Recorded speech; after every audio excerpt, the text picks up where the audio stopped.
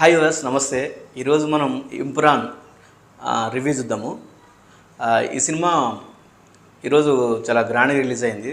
Actually ఈ cinema Lucifer అంటే మనకు ఈ సినిమాని తెలుగులో చిరంజీవి గాడ్ ఫాదర్ అని రీమేక్ చేసిండు. అయితే ఆ సినిమా పెద్దగా అలరించకపోయినా లూసిఫర్ ఒరిజినల్ సినిమాకైతే ఓటీటీలో మంచి రెస్పాన్స్ వచ్చింది. సో ఈ క్రమంలో ఈ లూసిఫర్ 2ను వీళ్ళు తెలుగులో డైరెక్ట్ రిలీజ్ చేశారు. ఇక ఈ సినిమా విషయానికి వస్తే ఈ సినిమాను అంటే ఫస్ట్ లూసిఫర్ 1 సినిమాను డైరెక్ట్ చేసిన పృథ్వీరాజ్ సుకుమార్ అని సెకండ్ సినిమా కూడా డైరెక్షన్ చేసిండు. ఈ సినిమాలో మోహన్ లాల్ ప్రధాన పాత్ర చేసిండు. ఫస్ట్ సినిమాలో ఆయన, సెకండ్ సినిమాలో ఆయన. అయితే ఇక ఈ సినిమా కథ విషయానికి వస్తే లూసిఫర్ 2 కథ విషయానికి వస్తే మనం ముఖ్యంగా ఇక్కడ గమనించాల్సిన విషయం ఏంటంటే లూసిఫర్ చూస్తేనే లూసిఫర్ 2 అంటే ఇప్పుడు వచ్చిన ఎంపురాను అర్థమవుతుంది. ఎందుకంటే ఇది దాన్ని కంటిన్యూస్గానే తీసారు. మనం కొత్తగా ఈ సినిమా చూడాలంటే మాత్రం ఆ సినిమా చూస్తేనే అర్థమవుతుంది.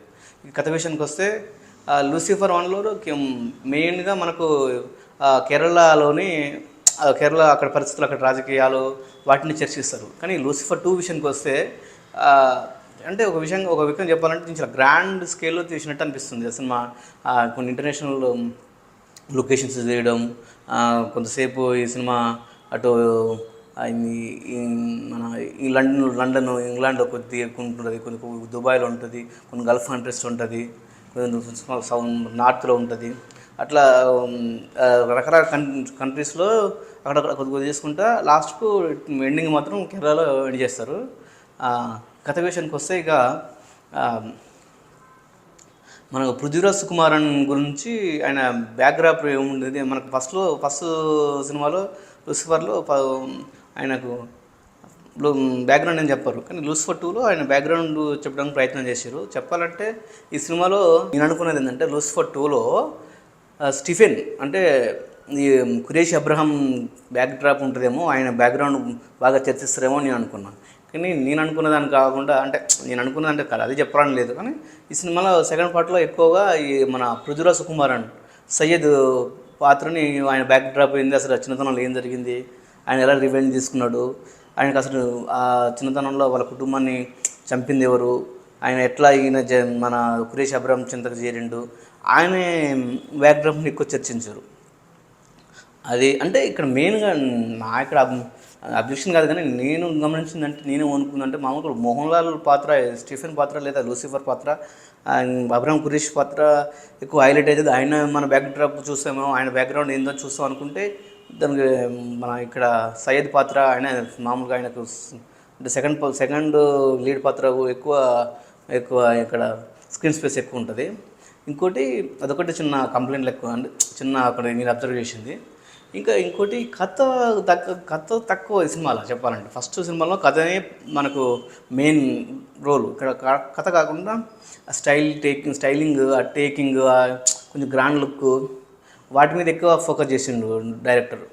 దానివల్ల మనకు ఎప్పుడు చూసిన ప్రతి 10 నిమిషాలకు ఒక ఎలివేషను, ఆదేశం పోవడం, ఇట్లా వేరే ఒకసారి కొంతసేపు గల్ఫ్ కంట్రీస్లో కొద్దిసేపు, లేకపోతే దుబాయ్లోనూ, లేకపోతే లండన్లోనూ, అట్లా కొంచెం ఎక్కువ బిల్డప్ షాట్స్ ఎక్కువ ఉన్నాయో అనిపించింది కథ కంటే. కథను కొద్దిగా వాళ్ళు ఫోకస్ చేయలేదు అనిపించింది. కథ మీద ఎక్కువ ఫోకస్ చేయలేదు అనిపించింది. ఎందుకంటే మనకు ఫస్ట్ హాఫ్ వరకు మొత్తం మనకు అంటే ఒక అతుకుల బొంత లెక్క అనిపిస్తుంది. కానీ సెకండ్ హాఫ్లో మంచిగా మళ్ళీ కేరళకు వచ్చి స్టోరీ కేరళకు వస్తుంది, అక్కడ మనకు మంచిగా అనిపిస్తుంది. అలా ఎండింగ్ కూడా క్లైమాక్స్ కూడా మంచి ఫైట్ తోటి ఎండ్ చేశారు. అది ఓకే, మంచిగా అనిపించింది. కానీ ఫస్ట్ హాఫే కొద్దిగా ల్యాగ్ అనిపిస్తుంది, అదొకటి. ఇక ఇంకోటి అదే సినిమాలో మెయిన్ కథాబలం లేకపోవడం ఒకటి పెద్ద మైనస్ అనిపిస్తుంది. మిగతాది ఇక రిచ్ విజువల్స్ కానీ, ఆ స్టేకింగ్, నిర్మాణ విలువలు కానీ ఫెంటాస్టిక్ ఉన్నాయి. ఈవెన్ మ్యూజిక్, కెమెరా వర్క్ అన్నీ ఫెంటాస్టిక్ కుదిరి నేను చెప్పొచ్చు. అయితే అదే నేను చెప్తున్నా కదా, లూసిఫర్ 1 చూసి సినిమా చూస్తే దీనికి అర్థమవుతుంది. ఇంకా ఎక్కువ ఎక్స్పెక్టేషన్స్ లేకుండా లూసిఫర్ 2ను చూస్తే మాత్రం సినిమా నచ్చవచ్చు నేను అనుకుంటున్నా. ఇంకోటి ఇక్కడ విషయం ఏంటంటే, చిన్న అబ్జర్వేషన్ ఏంటంటే, ఈ సినిమాలో మనం నేను అబ్జర్వేషన్ అంటే ఇది కొద్దిగా పొలిటికల్ టచ్ ఉంది. అంటే పేర్లు పార్టీలకు అవసరం, మనకు సినిమా చూస్తే తెలుసుకోవచ్చు. పార్టీలో నేను మెన్షన్ చేయట్లేదు, కానీ కొద్దిగా ఒక జాతీయ పార్టీని కొంచెం దాన్ని చూస్తుంటే జాతీయ పార్టీకి సంబంధించిన కొన్ని అవి ఉంటాయి. అంటే దాన్ని కొంచెం టార్గెట్ చేసినట్టు, లేకపోతే దాన్ని టచ్ చేస్తూ కేరళలో వాళ్ళ పార్టీని రావడం, లేకపోతే అప్పుడు వెంటనే ఈ స్టీఫెన్ రావు వచ్చి దాన్ని అడ్డుకోవడం, అట్లా కొన్ని షార్ట్స్ ఉన్నాయి. సరే అది పొలిటికల్ టచ్ ఇచ్చారు. ఇక ఎండింగ్కి ఇక ఫైట్ తోటి క్లోజ్ చేస్తారు. అట్లా సినిమా అయితే ఎక్స్పెక్టేషన్ లేకుండా చూస్తే మాత్రం వర్కౌట్ అయ్యే ఛాన్సెస్ అయితే ఉన్నాయి. ఇది లూసిఫర్ రివ్యూ. Thank you.